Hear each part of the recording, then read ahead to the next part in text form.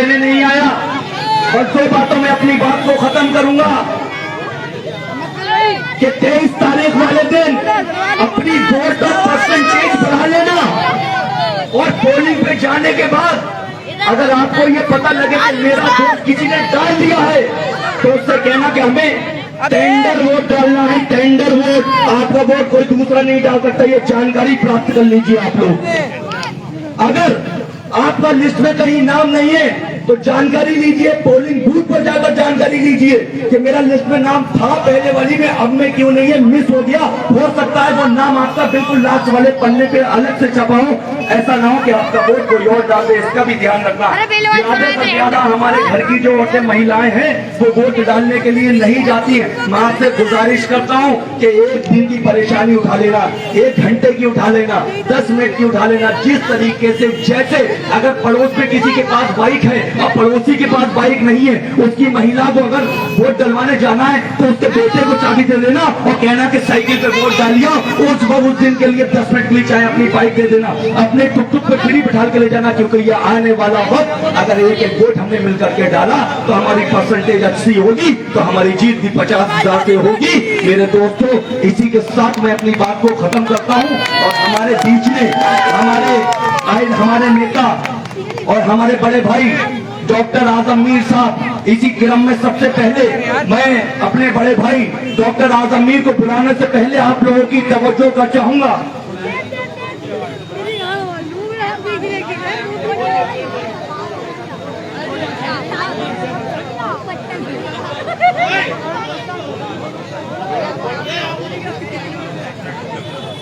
बिस्मिल्लाहिर्रहमानिर्रहीम। दरबार वतन में जब एक दिन सब जाने वाले जाएंगे, कुछ अपनी सदा को पहुंचेंगे, कुछ अपनी जदा को पाएंगे। ऐ खाक नशीनों उठ बैठो, ये वक्त करीब आ पहुंचा है, जब तक उछाले जाएंगे, जब तक घूम के निकलेंगी जंजीरें, जिंदानों की खैर नहीं, जो दरिया रेत से उठता है वो तिनकों से न डाला जाएगा। ऐ दोस्तों, ये चुनाव सावरकर वर्सेस गांधी का है, ये चुनाव बाबा साहब भीमराव अंबेडकर वर्सेस महात्मा गांधी का है, ये चुनाव।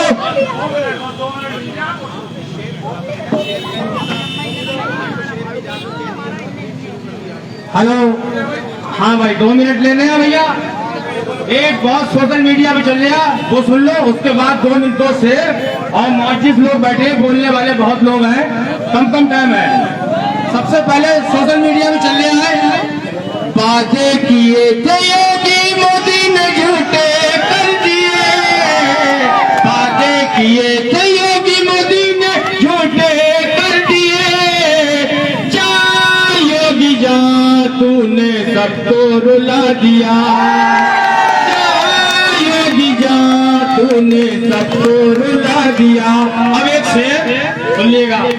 चल रही थी पुरवाई, मैं पतंग उड़ा रहा था, चल रही थी पुरवाई, मैं पतंग उड़ा रहा था, जब चला पछिया तो साइकिल चला रहा था, जब चला पछिया तो साइकिल चला रहा था।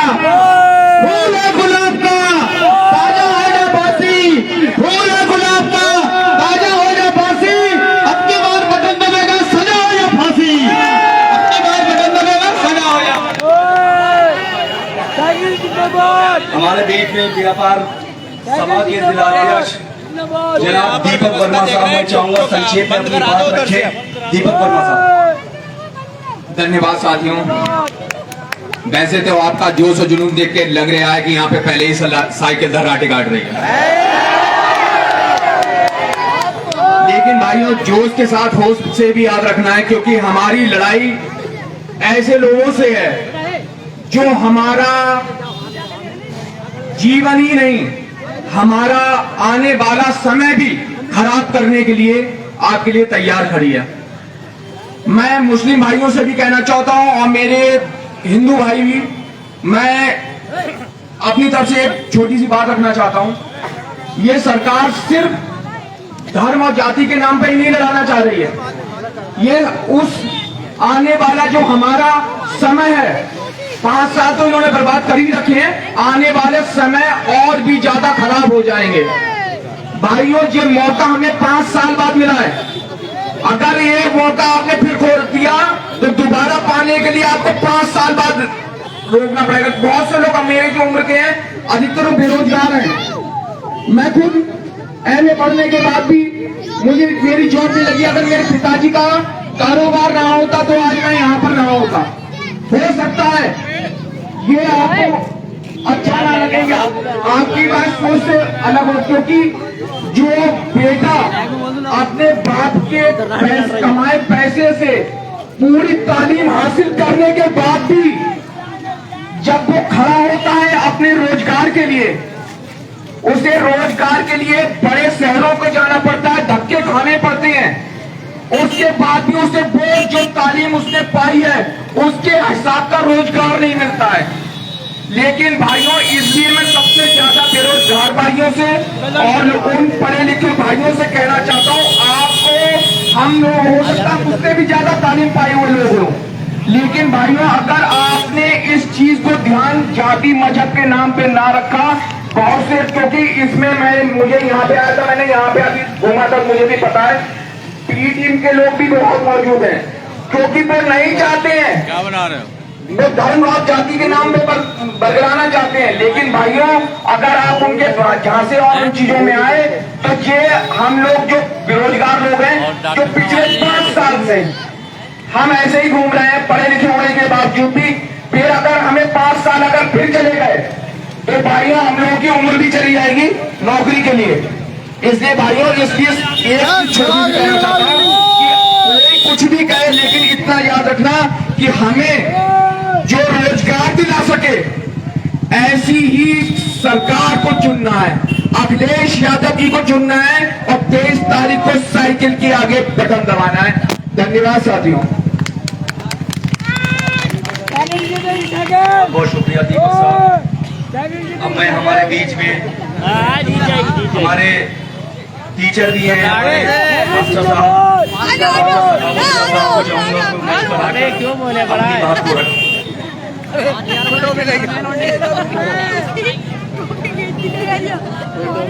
आज की इस सभा में उपस्थित डॉक्टर आजम मीर साहब, इम्तियाज अलवी साहब, तनवीरुद्दीन साहब, अजमल साहब, जनाब जमीर अख्तर हसनी साहब, शान भाई, मुजाहिद इस्लाम और मंच पर उपस्थित लोगों, संचालन कर रहे अनस अंसारी साहब और बुजुर्गों, नौजवानों और प्यारे बच्चों,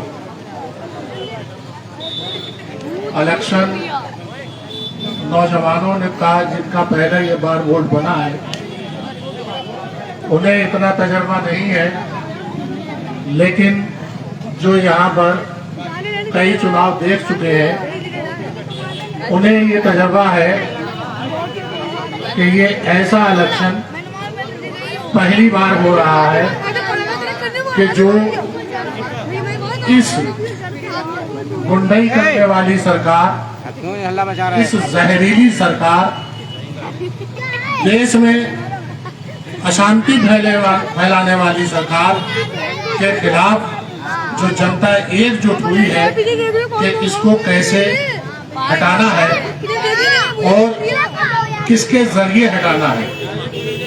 तो देखिए, मैं आप लोगों को मालूम है, बताना चाहता हूं कि लोकतंत्र में, डेमोक्रेसी में सरकार बनाने के लिए किसी वैसे हथियार की जरूरत नहीं होती है, वोट की जरूरत होती है। सरकार बनाई जाती है वो वोट के जरिए बनाई जाती है।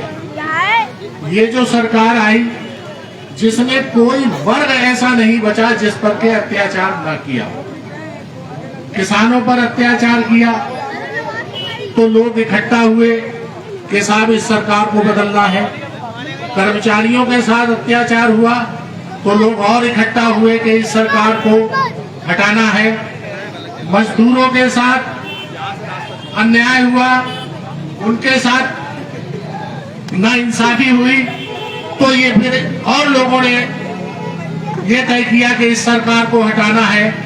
कोरोना पीरियड में आपत्ति थी, लेकिन मजदूरों ने, किसानों ने, कर्मचारियों ने किस तरीके की परेशानी उठाई, पैदल चलकर, अपने बुजुर्गों को कंधे पर ले जाकर। इस सरकार ने किसी की कोई मदद नहीं की, तो जो गरीबों से, मजदूरों से, किसानों से मोहब्बत करते हैं, उनकी परेशानी देख नहीं मिली, तो महीनों पहले ये तय कर चुके कि इस सरकार को हटाना है।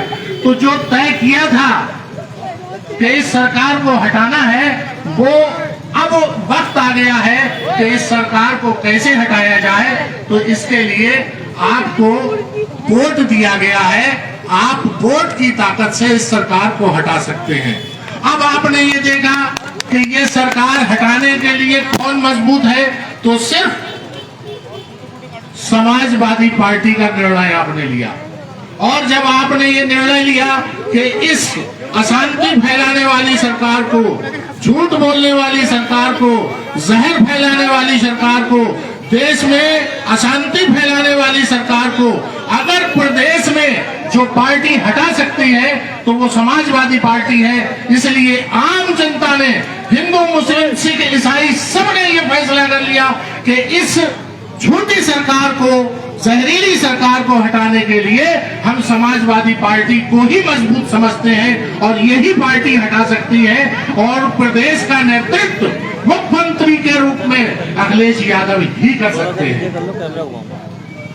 इस सरकार के बारे में मैं आपको सिर्फ एक बात बताऊंगा, बोलने वाले बहुत लोग हैं कि ये देखिए, जो आम जनता को मालूम है वो बता रहा हूं, दोहरा रहा हूं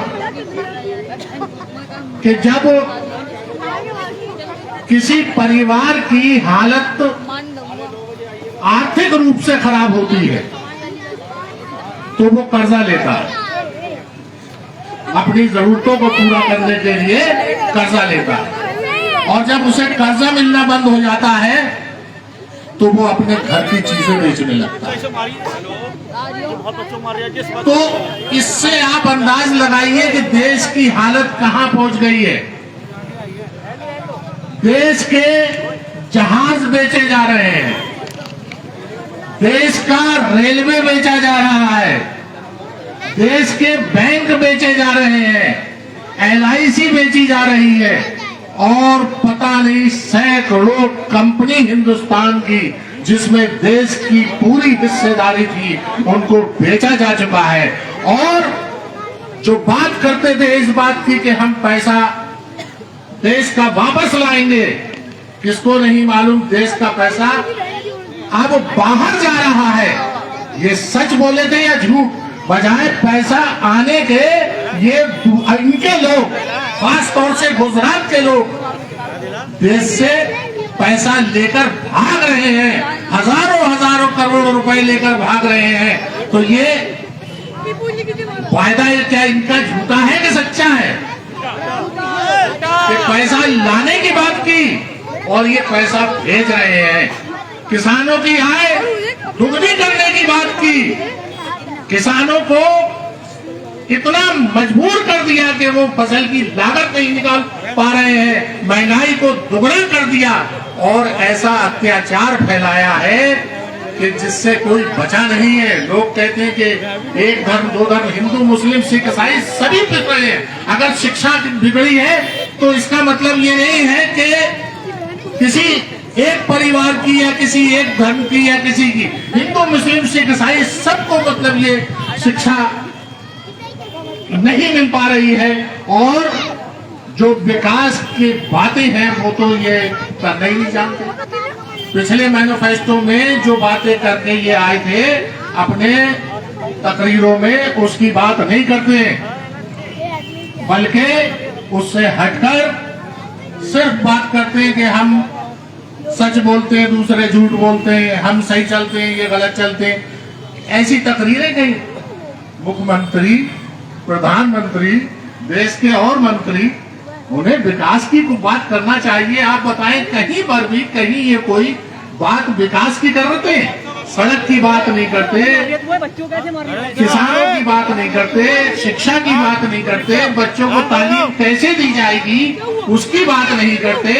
तो अब आपके पास ऐसा मौका है कि जो विकास के लिए, चाहे हमारे बच्चों का विकास हो, हमारे मोहल्ले का विकास हो, हमारे सड़कों का विकास हो, हमारे यहाँ की महिलाओं की शिक्षा की बात हो, और जो कुल मिलाकर मतलब ये जो है किसानों की बात हो, उद्योगपतियों, व्यापारियों की बात हो, इन सबको इनका हक देने के लिए अगर मुख्यमंत्री आपके सामने है बनने वाला 10 मार्च को, तो वो माननीय अखिलेश यादव जी है। तो मैं अपनी बात को यहीं पर खत्म करूंगा, क्योंकि और लोगों को भी बोलना है। लेकिन आप देखिए, मैं फिर एक बात कहूंगा कि जितने भी दुनिया में जंग लड़ने के लिए हथियार हैं, सबसे मजबूत हथियार आपका वोट है। इसका निशाना खाली नहीं जाना चाहिए, इसका निशाना सच्चाई की तरफ, विकास की तरफ और आपके लोगों के हित की तरफ जाना चाहिए। इसलिए आप अपना वोट साइकिल के निशान पर दें। शुक्रिया, धन्यवाद। अखिलेश भैया, अखिलेश भैया। शुक्रिया मास्टर सखावत साहब आपका। क्योंकि वक्त की कमी है, वक्त बहुत है, मैं चाहूँगा मुजाहिद हसन और बबलू साहब, मुजाहिद इस्लाम साहब जो पूर्व में चेयरमैन प्रत्याशी रह चुके हैं, मैं चाहूँगा वो मंच पर आए, संक्षेप में अपनी बात को रखें। आज की इस चुनावी सभा में मौजूद हमारे अजीज, हमारी उंगली पकड़कर हमको राजनीति में लाने वाले हमारे बड़े भाई सैयद समीर हाजी साहब, हमारे बड़े भाई पूर्व प्रत्याशी, शानदार प्रदर्शन करने वाले हमारे डॉक्टर आदित्य साहब, हमारे बड़े भाई अजमल भाई, हमारे पार्टी के मजबूत सिपाही अनस साहब, हमारे अजीज दोस्त हमारे साहब। साथियों, 23 तारीख को चुनाव बनाए, जिसमें आपको अपने बड़े जोश और जोश के साथ वोट डालना है।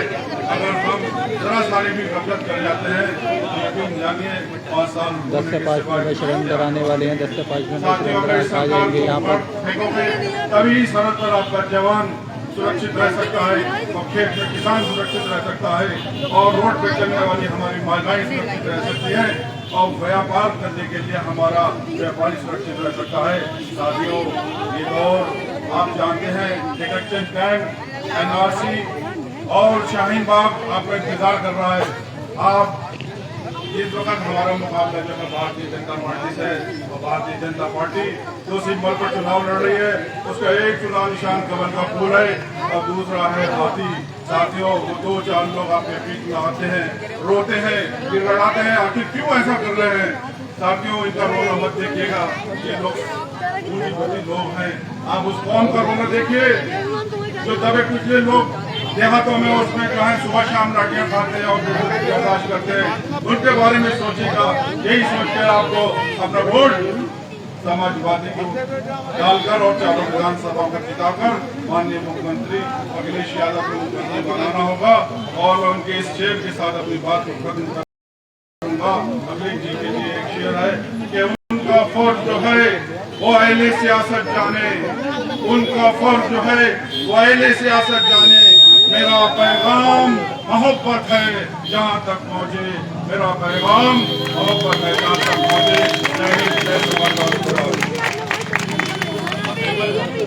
बहुत बहुत शुक्रिया मुजाहिद साहब। अब मैं चाहूँगा हमारे बहुत पुराने सपा के नेता जनाब अकबर अंसारी साहब आए और अपनी बात को बहुत संक्षेप में रखें। जनाब अकबर अंसारी। शुक्रिया अनस साहब, यहाँ डेस्क पे बैठे हमारे उस्ताद पार्टी के अध्यक्ष रह चुके जमीर हसन साहब, स्टेज पे बैठे हमारे बड़े भाई आजमीर खान साहब, हमारे दोस्त चेयरमैनी 2 बार लड़ चुके जनाब मुजाहिद इस्लाम खान साहब, हमारे दोस्त सारे तनवीर भाई, हमारे मास्टर सखावत साहब, सारे स्टेज पे बैठे लोग, एक शख्सियत, और शख्सियत किसी की मोहताज नहीं होती। दोस्तों, आपको मालूम होना चाहिए यहाँ से कई प्रत्याशी चुनाव में हैं और 23 तारीख को चुनाव होना है। यहाँ बड़े बड़े बातें करे जा रहे हैं, बड़ी बड़ी बातें की जाएंगी, मगर समाजवादी का जो कैंडिडेट है डॉक्टर शैलेंद्र सिंह अनवार साहब, आज तक उनको टिकट मिलने से पहले जितने भी लोग थे जो आवेदन करते थे, उनका ये वादा था कि हम डॉक्टर शैलेंद्र साहब को लड़ाएंगे और जिसे समाजवादी वोट टिकट देगी हम उसी को लड़ाएंगे। हालांकि हमारे आवेदन करते जितने भी लोग थे समाजवादी में, आदम मीर साहब भी हैं, नफीस अंसारी साहब,